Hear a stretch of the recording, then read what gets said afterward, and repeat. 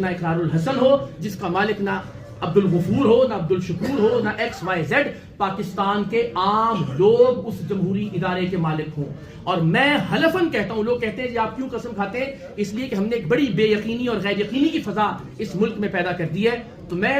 अल्लाह और उसके रसूल को हाजिर नाजिर जानते हुए और गवाह बनाते हुए हर जगह ये अहद कर रहा हूं, आप में से जो साहिब जिस तरह से तसल्ली करना चाहे वो तसल्ली में करवाने के लिए तैयार हूं कि मैं अपनी सारी जिंदगी में किसी सियासी जमात का, इंक्लूडिंग दिस पार्टी इंशाल्लाह जो इस तहरीक के नतीजे में मार्ज़े वजूद में आएगी, कभी किसी तरह का कोई सियासी, कोई हुकूमती,